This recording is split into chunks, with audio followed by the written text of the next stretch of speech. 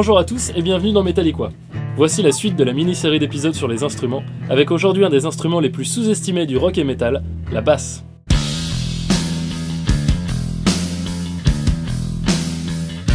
La basse, qu'est-ce que c'est ? Eh bien c'est comme une guitare, mais avec 4 cordes seulement pour les modèles standards, et des cordes bien plus grosses pour jouer dans des fréquences plus graves. C'est l'instrument qui fait le lien entre la partie rythmique pure, à savoir la batterie, et la mélodie, à savoir tout le reste. On ressent bien ce lien lorsque la basse joue en accord avec la grosse caisse de la batterie, pour lier encore mieux rythmique et mélodie.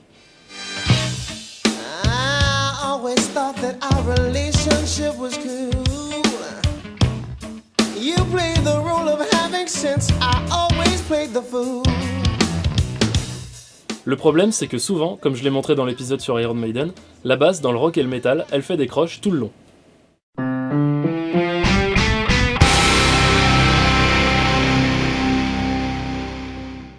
Aujourd'hui, on va parler solfège rythmique. La croche est une unité rythmique qui dure un demi-temps dans le cas d'une mesure binaire, comme par exemple le fameux 4-4. La différence binaire-ternaire, on va pas expliquer ça aujourd'hui, mais on va voir ce qu'est une mesure en 4-4. Alors d'abord, voici la hiérarchie des notes. Tout en haut, on retrouve la ronde, qui correspond à 2 blanches, qui elles-mêmes correspondent à 2 noires chacune, et chaque noire correspond à 2 croches, etc. En fait, on sépare chaque note en 2 notes qui valent sa moitié. Et du coup, elles sont chiffrées avec cette division. Pour arriver à la valeur de la ronde, il faut 2 blanches, ou 4 noires, ou 8 croches, ou 16 doubles croches, et ainsi de suite.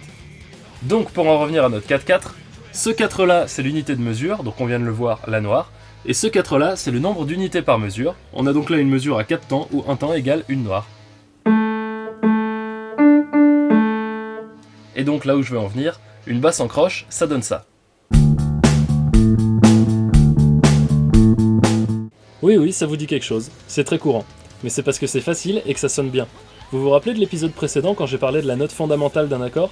Eh bien dans les lignes de basse en croche comme ça, la basse joue la fondamentale des accords du morceau.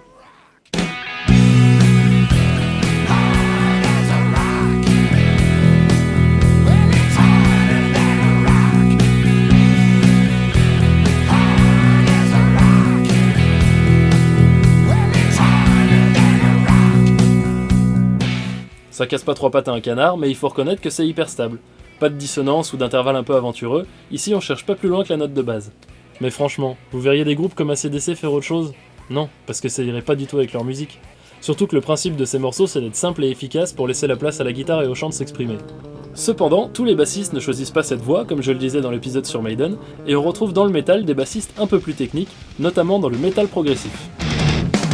I'm the master of illusion. Master of sin, two-faced snake with its cherry skin.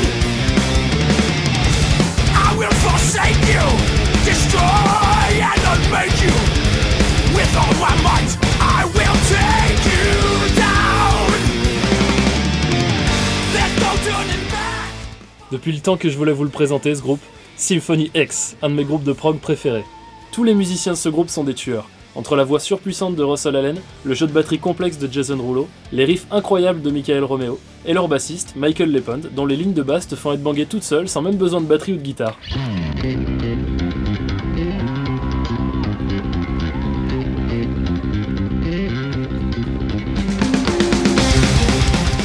Dans les styles techniques, on a très souvent des bassistes qui ressortent du lot. C'est aussi vrai pour le métal extrême, avec par exemple le death technique.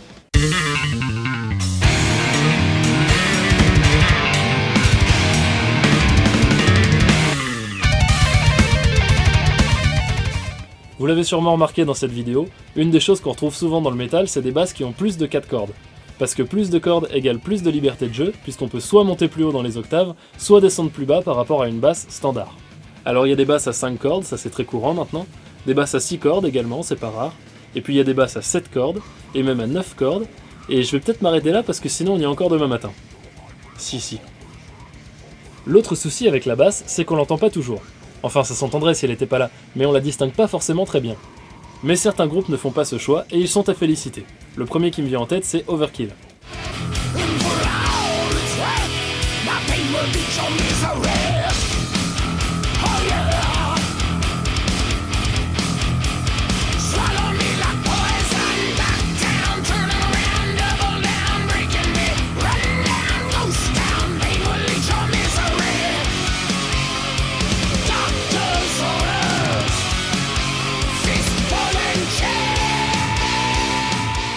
Voilà un son de basse bien lourd. Non seulement elle ressort dans le mix, mais elle a également de la distorsion, ce qui lui donne un aspect vraiment imposant. En plus, il joue au Mediator, donc ça lui donne une attaque encore plus agressive sur ses cordes.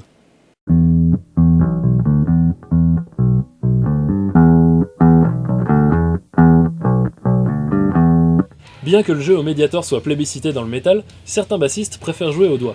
Parmi eux, Steve Harris d'Iron Maiden, Alex Webster de Cannibal Corpse, et un bassiste au son bien particulier, Cliff Burton, le défunt bassiste de Metallica.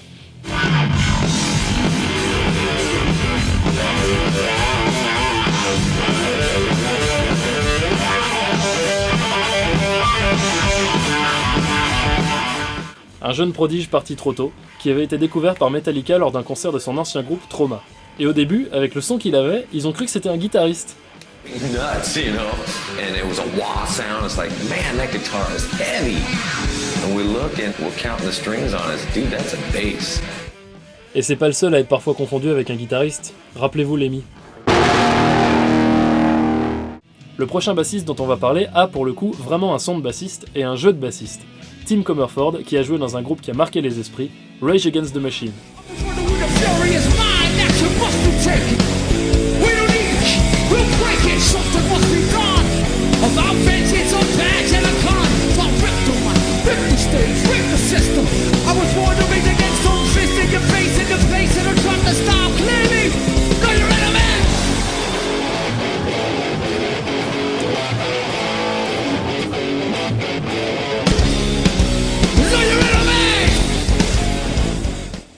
Groupe de métal alternatif qui marque non seulement par le rap de son chanteur, mais également par le jeu très spécial de tous ses musiciens.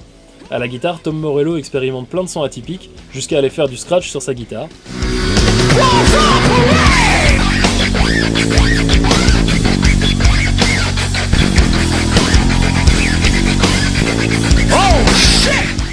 Le batteur a un jeu très funky, et à la basse, on retrouve de la grosse disto, le jeu au doigt, et même du slap.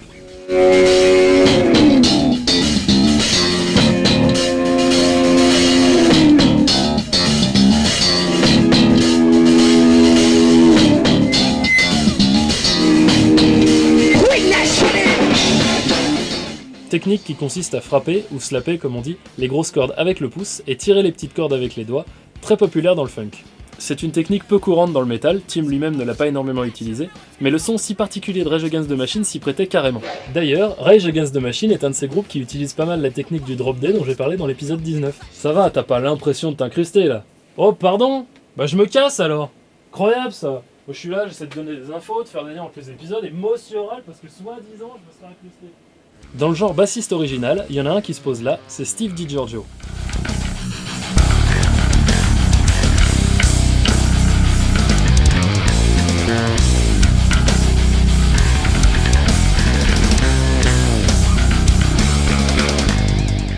Le gars utilise des basses fretless, dans le métal.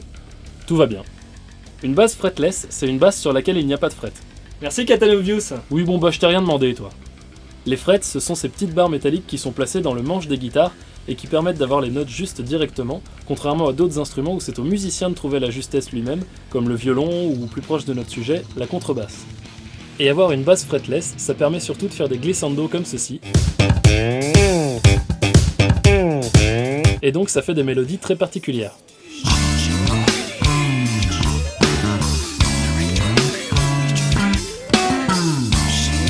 Et le Steve, il est de partout. Il a joué dans plein de groupes. Obituary, Death, Obscura, Testament, et même avec Sebastian Bach. Voilà ce que j'appelle un gars éclectique. Et regardez ça, le mec joue avec une basse à 3 cordes. 3 cordes putain, ça existe ça ?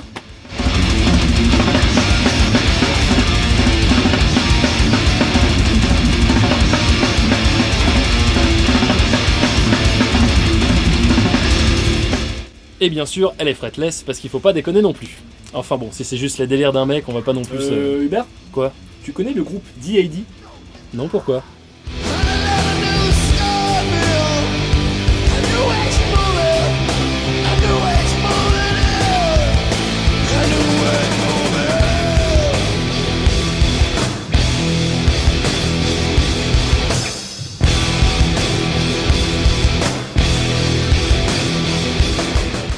Deux cordes ? Ok, non mais là c'est bon, ça suffit, je me casse. Hubert?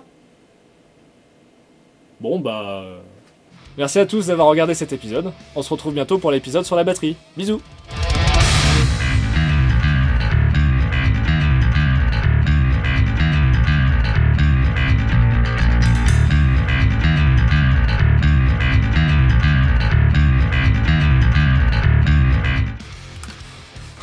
Moi aussi je peux le faire. Hein.